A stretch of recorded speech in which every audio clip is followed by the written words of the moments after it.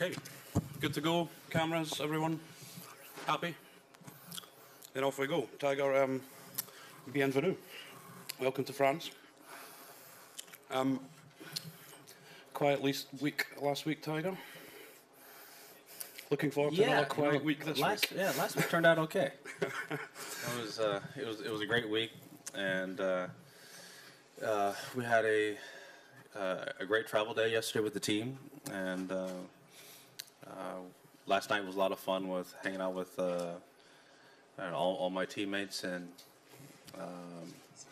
everyone who's associated with the team. And today was nice to kind of stretch our legs out and get some fresh air and play some golf. And actually play golf in not 100-degree temperature, which was nice. And so I didn't have to change any shirts, which was great. The golf course was very much on par with what Jim has been describing, and it's going to be not exactly set up like it was at Hazeltine. It's a little bit tighter. There's quite a bit of rough, and the greens are extremely deep. Some of the greens are 50s. I think one of them is like 58 yards deep. So very different setup, and it's going to be it's going to be a fun event for us. Indeed, so we'll go straight into questions on mic one, please. Yes, Tiger. Janovin from French TV TF1. Honestly, could you imagine to be there only 3 weeks ago in France? I was trying to make the team, this year. I was going to be here either way at the beginning of the year because Jim asked me to be vice captain, and to have now earned my way onto the team, to have not only the vice captains but all the players who want me on the team because I was picked. That means a lot to me. I feel like I've played well enough, but I still have gotten the nod from our captain, vice captain, and as well as the players. And so it just felt it feels great to be part of this team. This is a pretty young team, but also a team that has played quite a few Ryder Cups and President's Cups as well. So they've been through it. Going to go mic one, three. Sorry, on your left, Tiger. Ian. Tiger, at any stage in your career, has your game ever suffered from trying too hard? And if so, is there any chance of that potentially happening this week? Honestly, the only time you guys probably know the story. I've told you, a number of times is in 2006 at the Masters. I tried way too hard and tried to do it for the wrong reasons. My dad was dying, and I knew that would be his last event he'd ever watch me play. And I tried to win it for him. And I tried too hard in that back nine, missed a bunch of putts, and ultimately lost the event. And then I had a talk with him, post-Masters, and he basically chewed me out for, I thought I taught you to play this game for your own happiness and for yourself and for your own joy. That's what I've taught you your entire life. And he was right. And, lo and behold, I go ahead and win the Open Championship, a couple months later. So that's the only time I've ever gone outside of the window and tried too hard, just because of the circumstances of what was going on at the time. And mic one, Karen, please.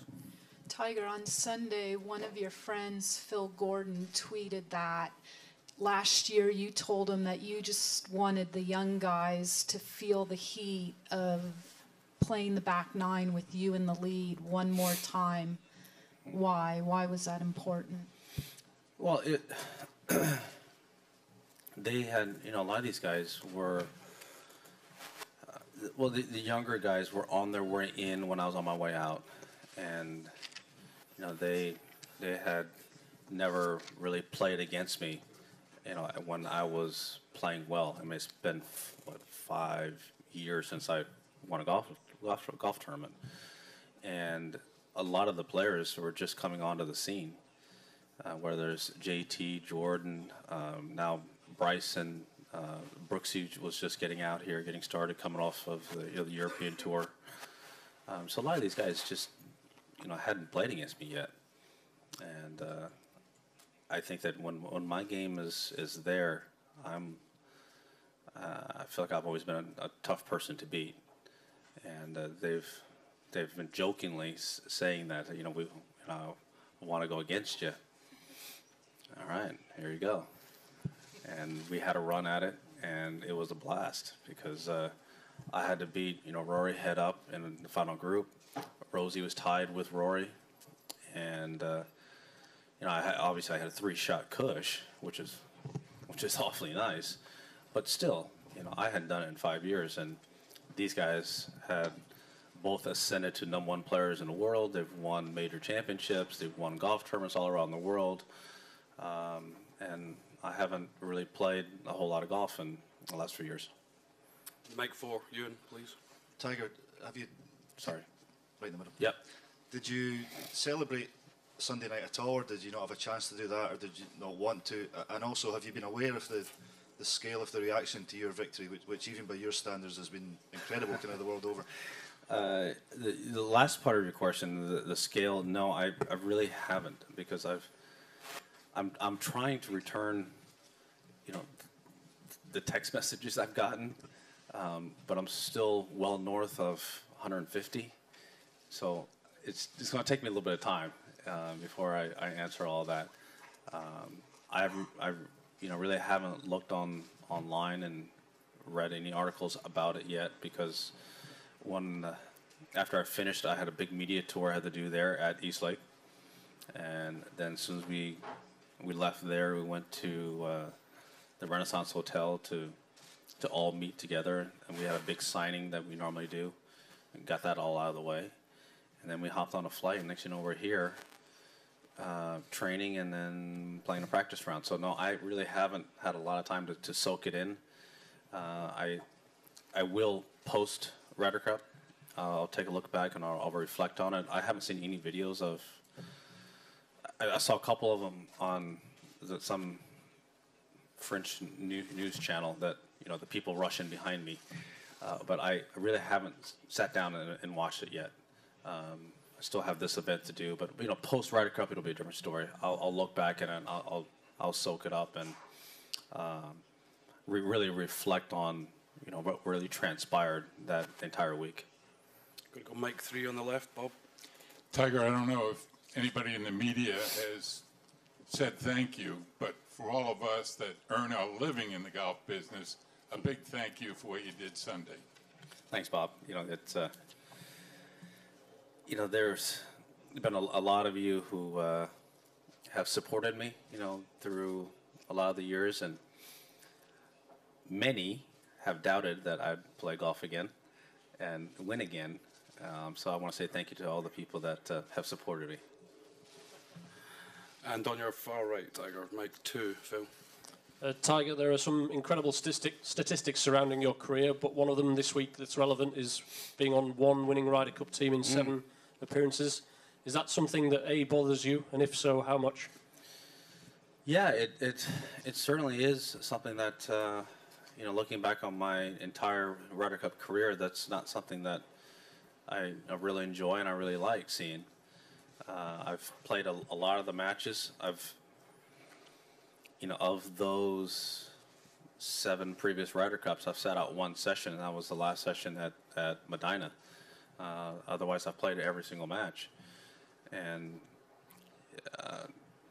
we haven't done well. The year that we won in 2008, I had reconstruction knee surgery after the U.S. Open, so I didn't play.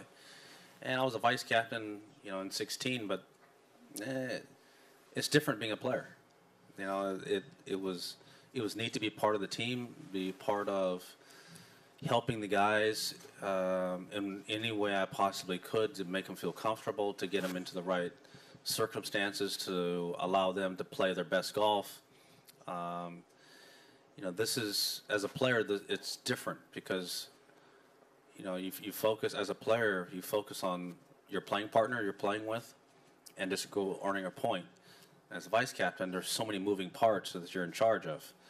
And so that was very different in 16. But my overall Ryder Cup record, not having won as a player since 1999, is something that, you know, hopefully we can change. And we haven't won as a U.S. squad here in 25 years on foreign soil. So, you know, hopefully that will change this week as well.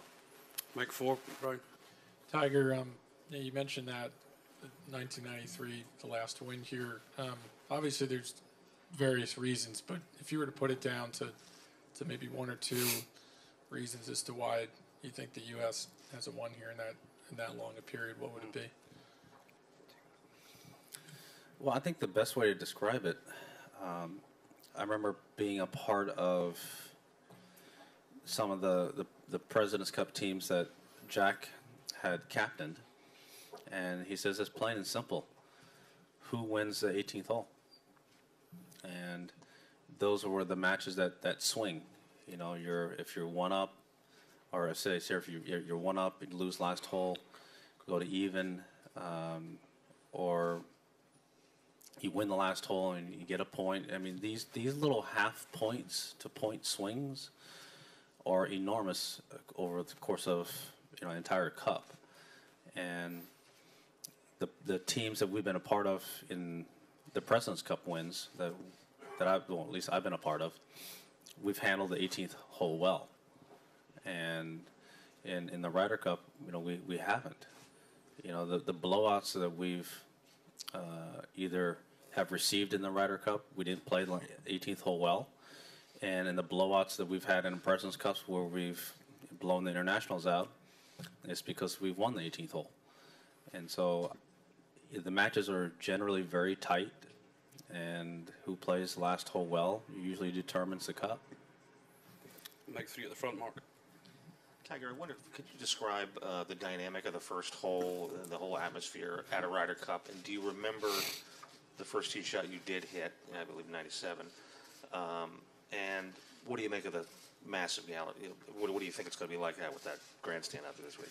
Yeah, it's going to be fun. I mean, it's going to be, you know, it's an awesome environment. Because when we had, I mean, I'm sure you were there in Wales. It was, for some reason, I don't know what it was acoustically, but they were so close together that it was reverberating. You know, it was so loud, and you know, we could hear it on the putting green, which was right next to the first tee. But when we got on that first tee, I mean, you could actually feel it, and that was fun to be a part of. I loved it, and I think this week will be exactly like that. But I think the decibels will be up a little higher. My first Ryder Cup, I remember going out with Mark O'Meara, and I was telling him, well, he was the vet, so he says, you know, the way the golf course sets up, you should tee off the odds. And I said, well, I kind of like the evens. And because at the time we were playing foursomes first. And he said, no, the odds are good for you, and the way it sets up for us. No, I like evens. He said, why do you want evens? Because you have to hit the first tee shot. And I said, no. Then he says, no, you're hitting the first tee shot. He's the vet. So I listened, and I hit a 2-iron. I trapped it down there in the fairway. It's like, whew, it's all good. And Davis was a part of that team as well. And he went through a very similar experience with Tom Kite in, what was it, 93. Feeling the same thing.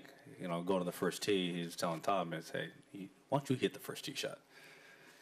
So, you know, there's a lot of nerves, and it's excitement. I mean, it really is. It's something we don't get to experience in that regard, because it's the final round of a tournament on the very first hole, and every match you teed up.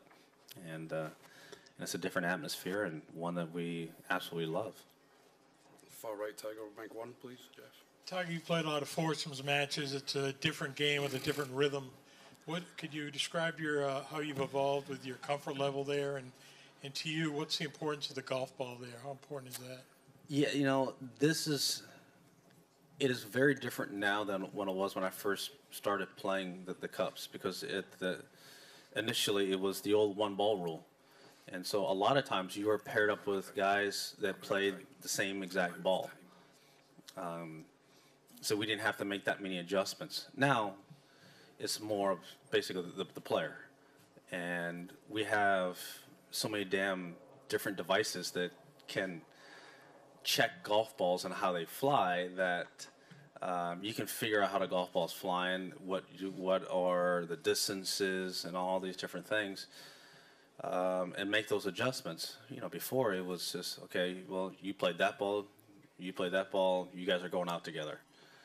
Yeah, but we never see each other throughout the entire year. But you guys play the same ball, and go ahead and go.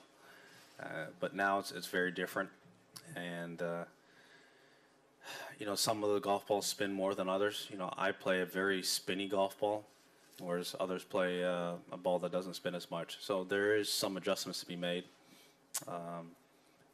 You know, the most important thing is who's ever hitting the iron shot into the green. That's the guy. That's the ball you're playing with. Off the tee, because you don't want a player to have to adjust his iron game and the distances he's hitting. And sometimes you got to make an adjustment on par fives, whether you go 4-2 or not. And if the guy's hitting we know you're going to get to a par 5 in 3. Well, if that's the case, then the guy's hitting the wedge shot, obviously hitting the tee shot, so you're going to play that ball. And the last question's 3, please, Tiger. Tiger, looking at the like the television viewing figures from Sunday, which are remarkable, like the best of the season, better than a lot of the majors. Are you ready for America to start looking to you again the way that they used to so soon after you've come back? You seem to have a huge importance there. Honestly, I didn't see the ratings, so I don't know. They're huge. Are they good? Yeah, they're really good. Okay. They're really good. Really That's sorry, I've been a little bit busy, so I haven't looked. If the ratings are as you said, huge, especially against football on Sunday, you know, in the States, that's a big deal. And for us to be able to promote golf like that, and for me to experience a scene like we had on 18, the people, you know, running behind us and getting that excited, you know, the art of, you know, I've described this to you guys before, the art of the golf clap is gone. People don't clap because how can you clap when you have a cell phone? And so people are now screaming, and they're pretty loud, and especially late in the day when it's hot and they've tipped back a few, it gets even louder. And I think this week will be the same, but even louder. I won't ask for a round of applause, Tiger, but thank you for your time. Cheers. Yeah, thank you.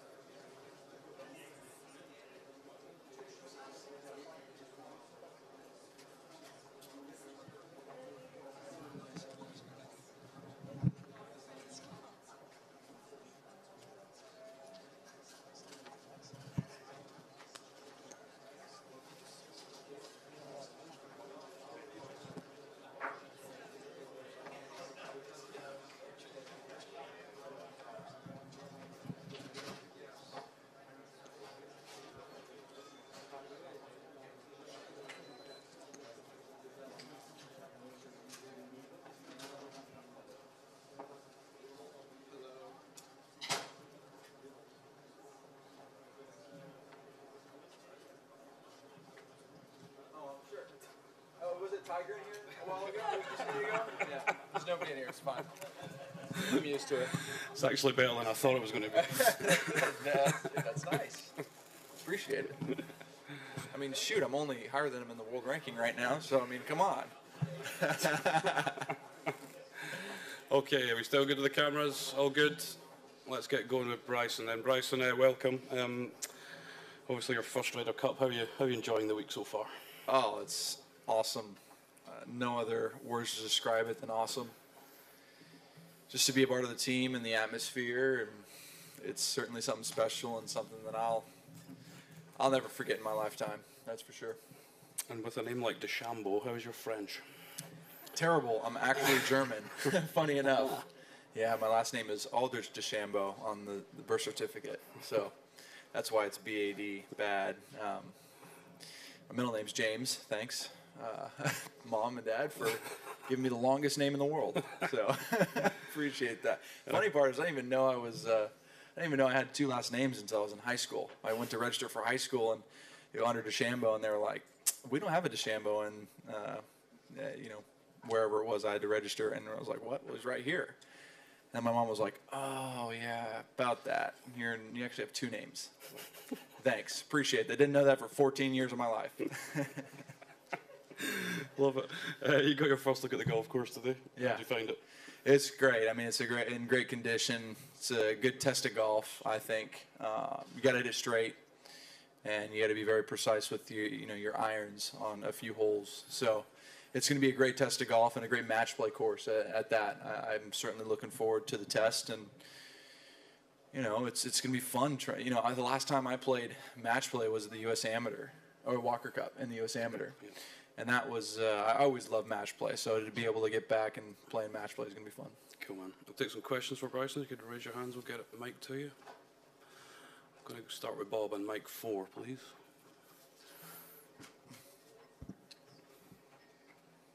Bryson, you've made it clear in several of the events earlier that you'd love to play with Tiger this week, but do you get a sense you have competition for that? I mean, are other guys wanting that chance, and why do you think that is? I don't think it's about any type of competition internally with the team. It's more about what we're going to do to put the 4 best teams out each and every day and each time we go out. That's what matters most. That's what the captain has talked about and we're trying to accomplish and we will accomplish.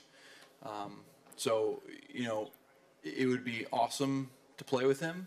Is it going to happen? We're still working on it. We're still trying to figure out who's going to best fit with each other. Not just me personally, but for everyone that's going out that day. Mic 2, please. Over here, Bryce. You were out there with both Tiger and Phil today, walking around. What are the biggest things you're able to take from both of them?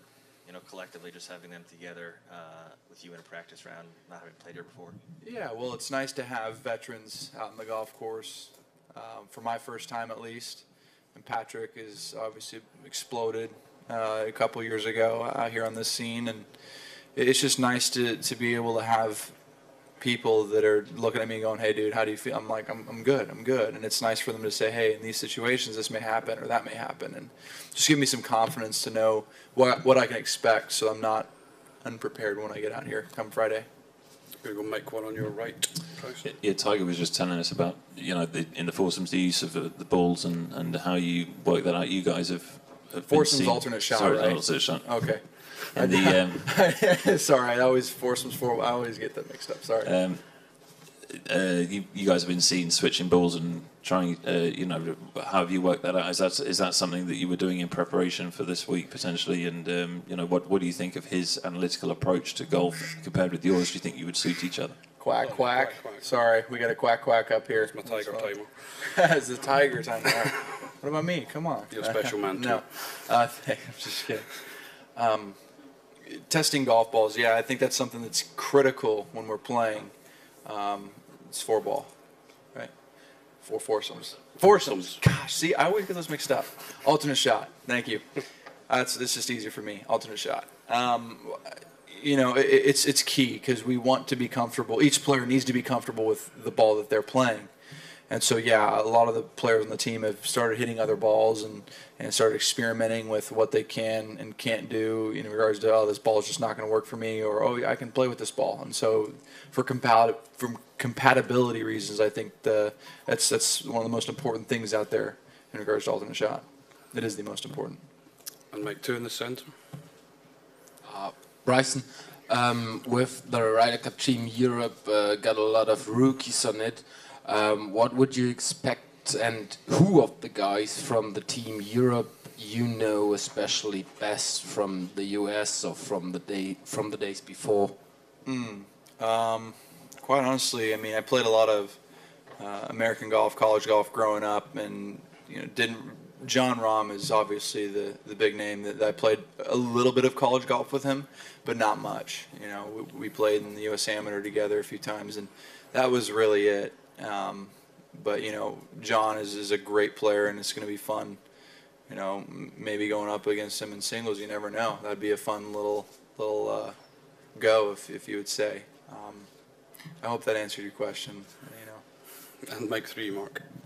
Hey, Bryson, what is your anticipation of the first tee on Friday? It's a lot of yelling. Yeah, and I don't know if you are generally a guy that has butterflies or is nervous on the first tee for a regular event, but I just wonder what you think this will be like versus that. And the other thing is, what's your impression of the size of that grandstand behind one?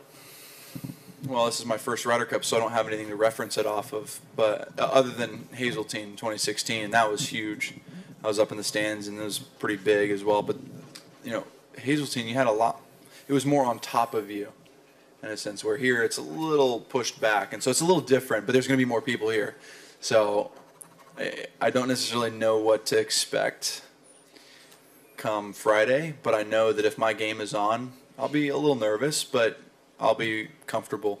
I'll be able to perform and execute. And Mike 1 on your right. Bryson, there was a lot of focus in the video of you feeling serious frustration on the range at Carnoustie during the Open. What do you remember of that? And then since then, have you kind of tried to work on how you would maybe temper your emotions if things do get a bit hot out there this week?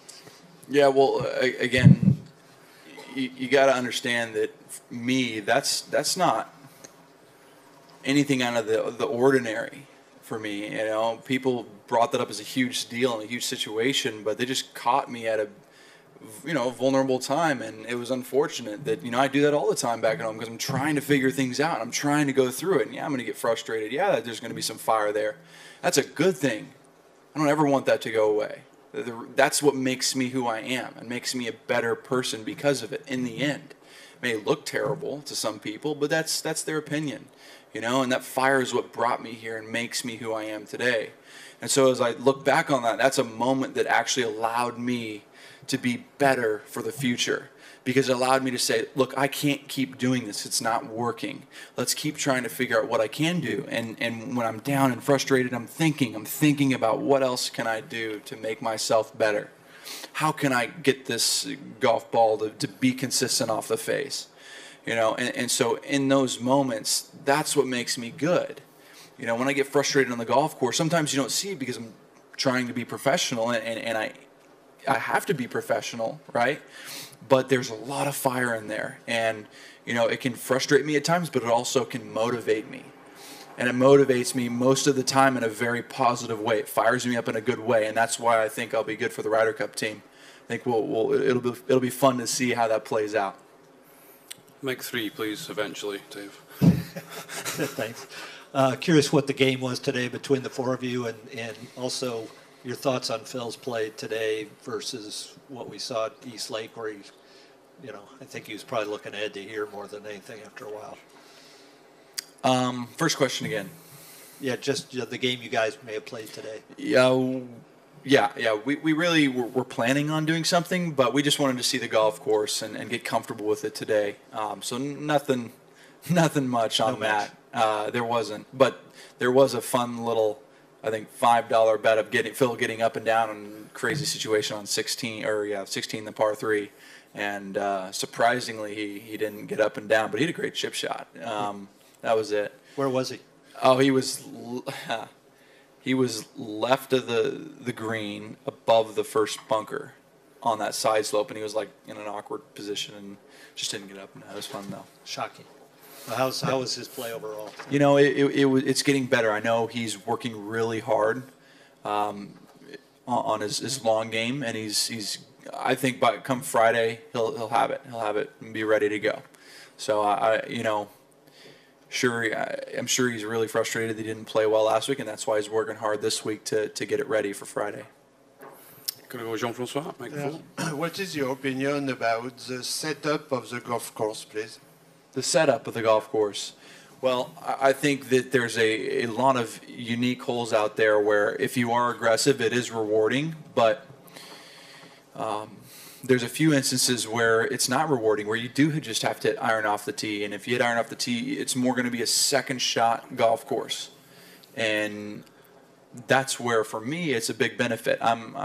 I hit my irons really, really well, and so I think it's going to be a benefit for all the guys out here that can hit their iron shots well. And in regards to some of the course setup, you know, for example, moving up tee boxes or whatnot, I think there's a couple holes that they could potentially move the tees up, which could make for a couple interesting plays and early in the match. You know, and I feel like if you get up early in the match, that's going to be critical because you've got some interesting holes coming down the stretch where, you know, if you don't hit one good shot, that could cost you the hole and cost you momentum, and it could just unravel. So getting up in the match early is going to be key, I think, this year. We're going to finish on mic one with 2 questions, Bryson. Whichever one of you gentlemen wants to go first. Let's not argue. Bryson, there's a lot of friendships between the two sides. You know, obviously, you know a lot of the European guys from the tour. How do you expect that dynamic to play out on the course? There will be none.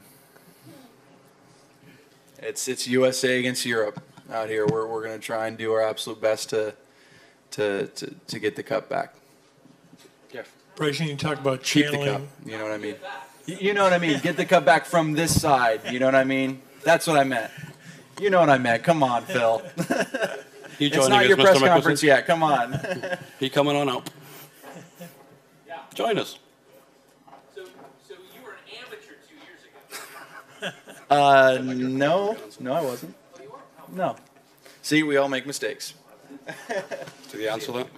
Well, now that Phil's here, he could tackle this one too, maybe. You know, Bryson, you talked about channeling your fire in a positive manner. Patrick Reed's done a real nice job of that in this event. I'm curious to get, for both of you, and you know, Phil playing on a couple teams with him, what's your take on what he brings to this event and what he kind of pulls out of himself? Bryson, you want to answer that first because you've For got to get Patrick, going. right? Yeah, I mean, you know, he brings an incredible fire to the team, I think, and I got to see him hole out that shot a couple years ago, Hazeltine, I forgot what hole, but it was inspirational. It was motivating, and it was just fun to see, you know, and I personally, from a selfish standpoint, on that end, made it a point that I want to be a part of a team like that and have that fire as well. You know, and so I'm here now, and, you know, I do want to have that fire in a positive way to help benefit the team potentially. Bryson, thank you very much. Mr. Mickelson, welcome. Thank you. Bryson, Yo, you gotta get going. I'm You gotta done. never stop. You're done. I'm trying All to right. kick you out nicely, man. Have a good one, guys. Thanks. Thanks, man. Good to see you. Thank you. How's it going, guys? The coffee here is unbelievable, isn't it? It's so good. That's a big compliment coming from you. The chocolate, the food, just... I'm just going to let you talk, man. Go. Yeah. Michael, you know what I'm talking about. It's great food, isn't it? No. No. I had 2 pieces of bread last night. I can't remember last time I did that. I had 2 pieces of bread an hour ago. You just slept through Tiger's conference. Anyway, Phil, great to see you. Thank you. Playing your 12th Ryder Cup, I believe. You would think that that you would get kind of desensitized to it, but in the reality, as my career has gone on, I've come to love and appreciate and cherish these weeks and being a part of the team even more. And this week especially, with the amount of not just talented players but quality guys that are on our team, being with them has been so special and fun, and to be part of this team with them, along with one of my longtime lifelong friends, Captain Furyk, and many of the guys that are our vice captains. It's just been a really special week so far, and I'm very appreciative to be a part of it. Thank you, Phil. We're going to start with Mike 3, please. Hey, Phil. Obviously, the European side is going to set the golf course up the way they want it to be. It's obviously very different than Hazeltine. Can you talk a little bit about what you saw out there today, and do you feel like that's an advantage for Europe, or how do you think it plays in for you guys this week? I think it's an incredible golf course. I think the consensus amongst all players is that it's a wonderful test of golf. The setup is as good as it could possibly be. It's just in pristine, immaculate shape, and yet provides a very good challenge. That's a fair challenge. I think it's a wonderful test. And at Hazeltine, you saw a lot of birdies. You saw a lot of aggressive play, and I think you'll see less aggressiveness, more conservative tee to green. But once you get on the greens, they're a little bit flatter, and you can really make putts here. You can be aggressive from 20 to 40 feet. I think you're going to see a lot of putts made, and that'll be most likely the difference. I'm going to go to Mike 4, Phil, on your left. Yeah, Phil, with all the work you've put in to try to get things going in the right direction for this team, with a chance to end the road losing drought or the road losing streak, I mean, do you think this week in particular has a chance to be one of your crowning achievements in your career? I would not look at it that way, because this is a team event, and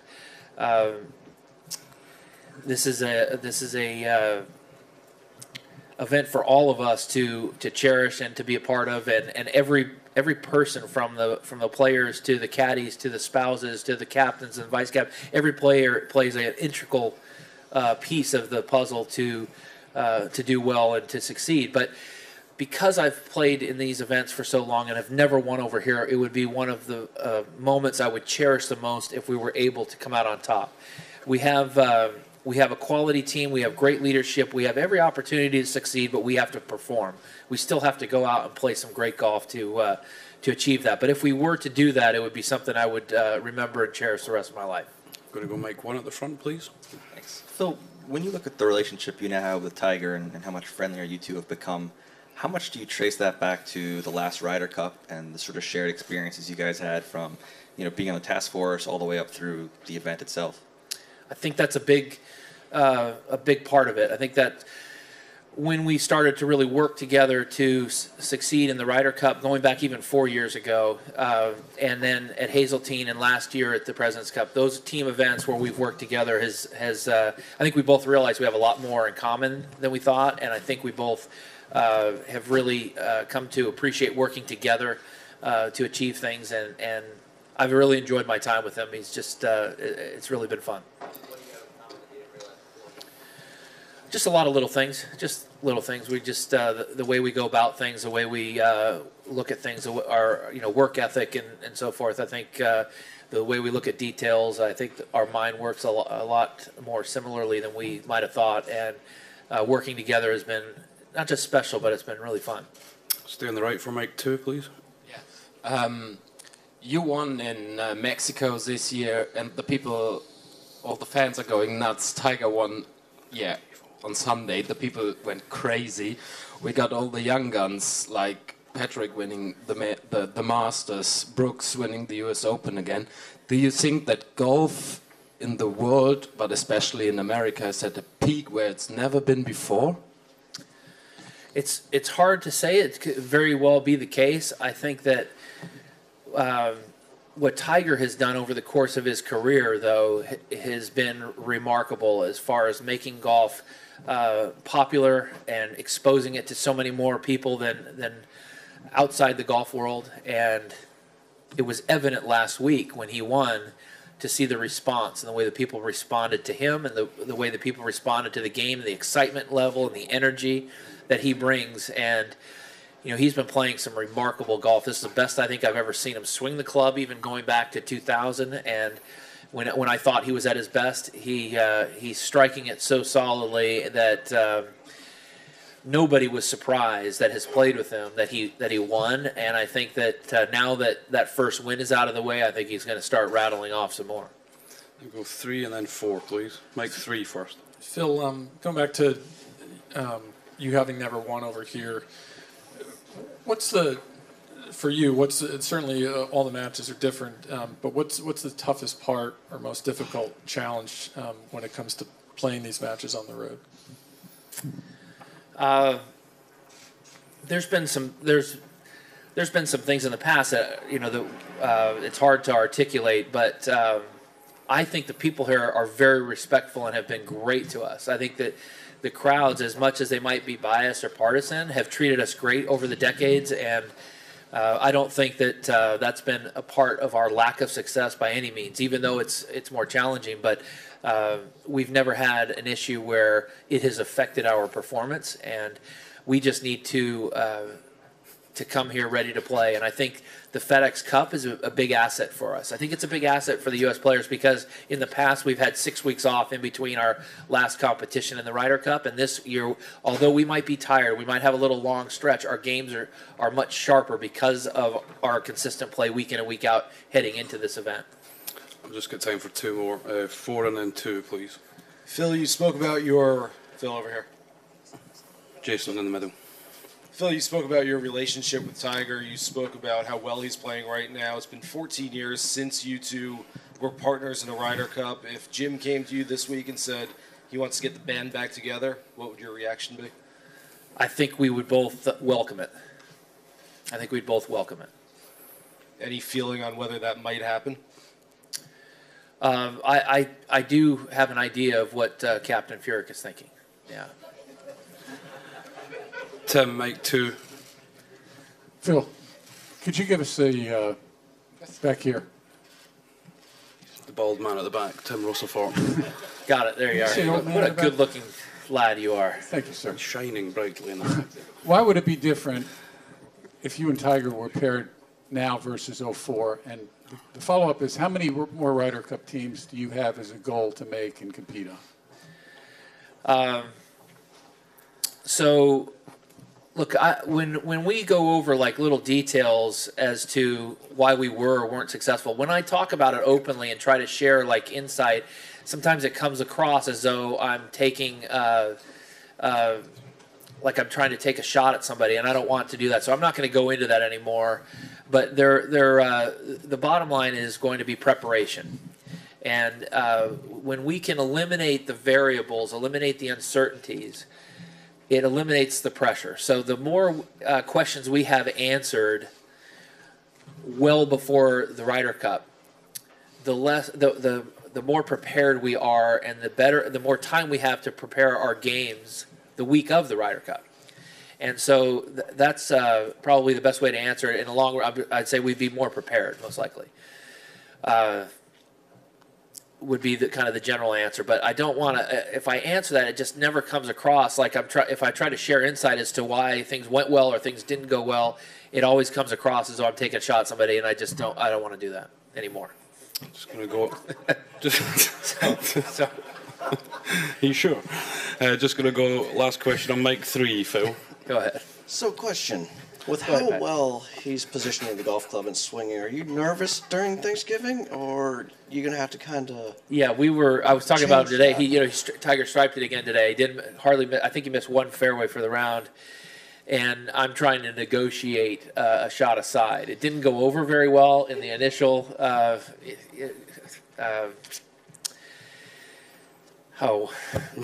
discussions, but I'm still working on it. We've got some negotiating to do, given how well he played last week. Okay, you two want to swap positions? Mark, did you have a? Go on, Mark. Sorry, hand go. Okay, cool. Dave, you good?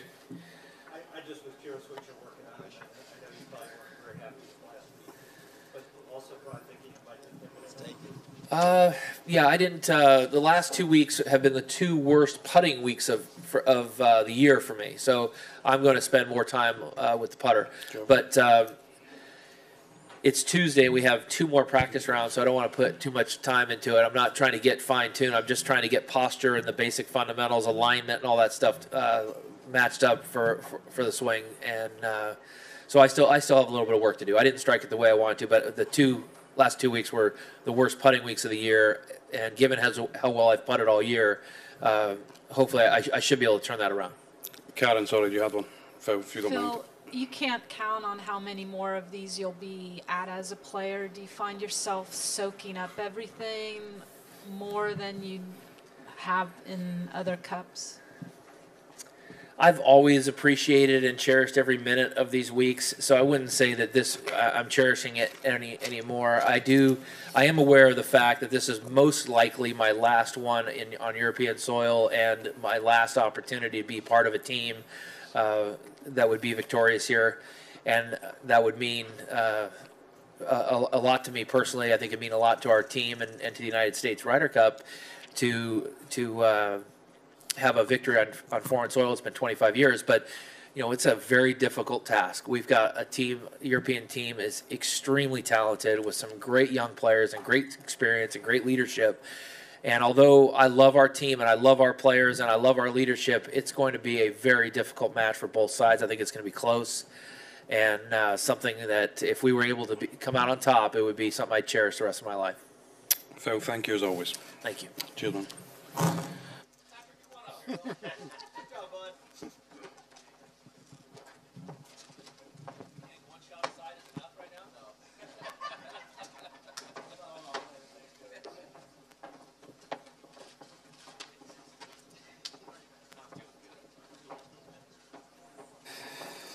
What's that? Eh? I don't know. All right. Just ask yourself questions. Maybe. I don't know. Mr. Reed, welcome to the Ryder Cup. Thank you. Glad to be here. Looking forward to it, are you? Can't wait. Give us your thoughts, Patrick, on being here. You got a look at the golf course.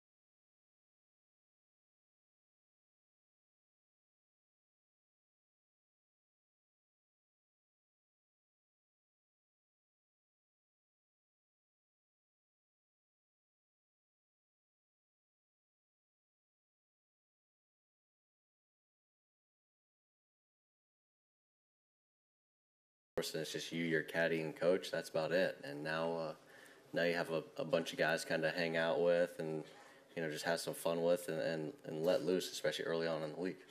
And then when you hear Phil talk about a 25-year streak where the U.S. hadn't won in Europe, how big a motivator is that for the younger guys? It's I feel like it's a huge one, because the young guys don't want to have to go through what the old guys did and have it 25 years. I mean, we want to go out and play some really good golf and get more competitive overseas. It's kind of one of those things that we want to go in and put our foot down and go out and play some good golf, kind of like we did in 16, and try to win the cup and take the cup back home. Going to stay on the right for mic 2, please. Patrick, you mentioned the playfulness of the fans. Do you expect it to be a bit hostile as well? And is there anything that the fans could do that would get under your skin, or is that just fuel to your fire? I mean, there's really nothing that really get underneath my skin, that's for sure. But in 14, with how the fans were on the first tee, just the the bantering back and forth and the chants, I thought were very clever and very fun, because they know that line of respect, where that line of respect happens, and they always are above that line. They never actually cross it and get disrespectful, and that's one thing I cherish when I come overseas. Is they know how to give jabs and take shots at you back and forth, and they do it in a respectful way. And I think that that just speaks the volume of the type of people and what kind of sports fans and passion that they have for sports. And it's just a place I've always loved to come, and I'm still trying to come up with something that I get to do, and kind of keep my years going for 3 in a row, and see if I can get booed again. Mic 4 in the middle left. Middle left. Patrick Rager. I think the way that you and Jordan started your Ryder Cup careers, many of us probably expected you guys to be penciled in as partners until you're 50.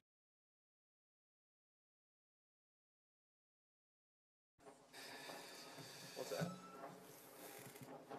Eh? I don't know. All right. You should just ask yourself questions. Maybe. I don't know. Mr. Reed, welcome to the Ryder Cup. Thank you. Glad to be here. Looking forward to it, are you? Can't wait. Give us your thoughts, Patrick, on being here. I look at the golf course today. Obviously, you've played here before, but how's it shaping up out there? How's it looking? It's awesome to be here, and the golf course is absolutely perfect. It's in perfect shape.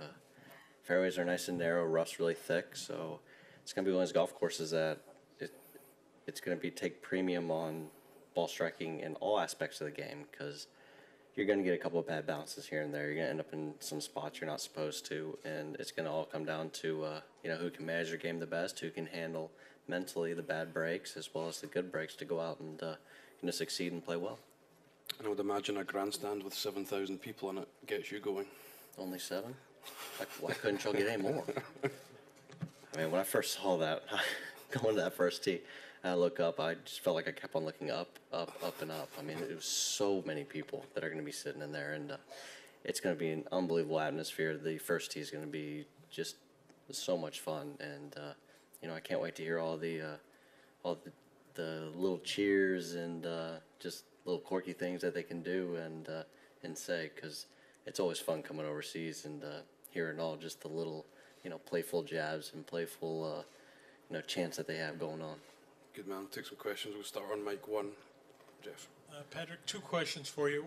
The first would be, do you feel like a different guy when you get on the grounds here? No, not really.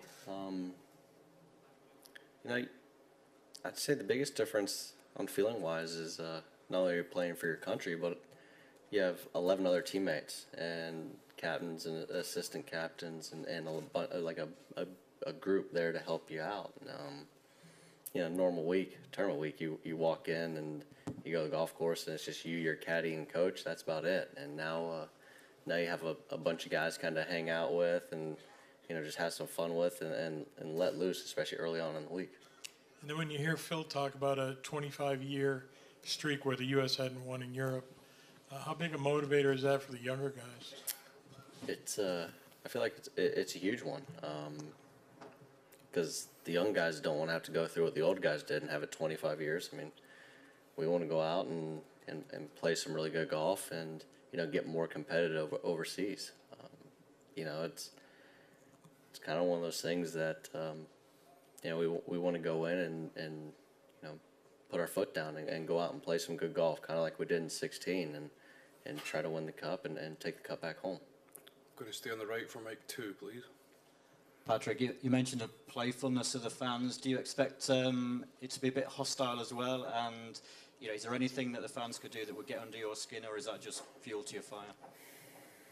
I mean, there's really nothing that really get underneath my skin, that's for sure. But in 14 with how the fans were on the first tee, just the the bantering back and forth and the chants, I thought were very clever and very fun, because they know that line of respect, where that line of respect happens, and they always are above that line. They never actually cross it and get disrespectful, and that's one thing I cherish when I come overseas is they know how to give jabs and take shots at you back and forth, and they do it in a respectful way.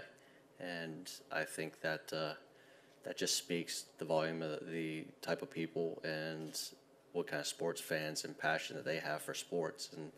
And it's just a place I've always loved to come, and I'm still trying to come up with something that I get to do, and kind of keep my years going for 3 in a row and see if I can get booed again. Mike 4 in the middle left. Middle left. Patrick, right here. I think the way that you and Jordan started your Ryder Cup careers, many of us probably expected you guys to be penciled in as partners until you're 50. I'm just curious the status of that partnership, and if you'd welcome changing up your dance card. It's going to come down to what Captain thinks and what we all think is best for the team. But it's just going to really all depend on what we think are the best people we can put out and best teams we can put out, since some guys are going to sit at some point, and who we feel like can go out and get us the most points possible. Over to the right to Mike 2, please. Patrick, I'm wondering at what age in your life did you grasp, I'm really good at match play? I've played a couple junior events that I seem to play really well in, but I feel like the biggest thing would have been in college to go up against. I went against Chesson Hadley, Peter Uline twice, Harris English, and I went 6-0 in match play for the 2 years at Augusta State, and won the matches comfortably as well. And at that point, I knew that I already knew I felt like I was pretty good at match play, but at that point I was like, match play is fun. I'm going to go Mike 3, Karen. Patrick, last week at the Tour Championship, it seemed as if there were more fans following you shouting Captain America than Masters champ. And I was wondering what that is like for you, and just what does it feel like to have that moniker? It's awesome. I feel like the fans, especially back home, they're just trying to get me in that mindset and get ready to go out and get ready for Ryder Cup, being Captain America, and go out and play it. But, it's a good problem to have people either saying Captain America or Masters champion. Before I only had one of them, and now to have both of them, it feels great. But, this week I'm definitely Captain America. Number 4, Tim on your left. Patrick, part of the theme of this Ryder Cup is that Europe has 5 rookies. You obviously played tremendously well as a rookie. How were you able to do that? I think the biggest thing was, for me personally, I felt like I had something to prove. To be a rookie and kind of get on the team, and especially with how I played in college and match play, I felt like I had to come out and prove to myself that I needed to go out and play well, and win my matches, and just to validate that mindset that I had and what I did in college was how I felt as a match play player coming into the Ryder Cup, that I belonged here. I belonged to play well, and not just to be on the team, and I felt like that was the biggest thing for me. Go Mike 1, middle right. Patrick, Bryson was in here a little while ago talking about his excitement to play in a tournament where it's acceptable to show the kind of fire that he wishes he could show more often, and he cited your play. Is this a discussion you've had with him at all? Yeah, the biggest thing, with the guys, especially, when I was talking with Bryson and stuff, is, we're going out there and, you can get excited. It's the 1 week that you can show your emotions, show it on your sleeve. I mean, every guy who goes out and plays, whether it's at this event, any golf tournament we play, we all have a bunch of emotion. It's just some guys wear it on the sleeve, some guys bottle it up. Well, this is the 1 week that you can actually show the passion you have for the game of golf, passion you have for your country, and passion you have for your other teammates to go out and play the best you can. And if you go and you make a putt and you're really excited, show it. If you go and you miss a putt, and you're not too thrilled. You show it, but do it in the right way, And I think that's the biggest thing is this is the 1 week that we're allowed to let loose and show our emotions and have fun and play golf. Going to go Mike 2 on the right, please. You mentioned your match play. What specifically do you think that you picked up on that you think makes you so successful at match play? And also, you talked about kind of banter with fans and fans booing you. I mean, what is it about you think that you kind of enjoy that? That puts a fire in you. A lot of guys don't, they kind of go the other way if the fans are against them. Why do you seem to thrive on that? I think the biggest thing is because I know it's playfulness. They're not booing me. Like in 14, they didn't boo me because of anything that was disrespectful or because they didn't like me. It's just because Henrik, their guy, makes a putt and, the crowd goes nuts. And then when I made the putt, I told them to shush, just quiet down. The match is only 6 holes in, and we're only all square. And I think that, I think that elevated 2014, the rest of that round. Because as the round went on, the crowds got louder and louder.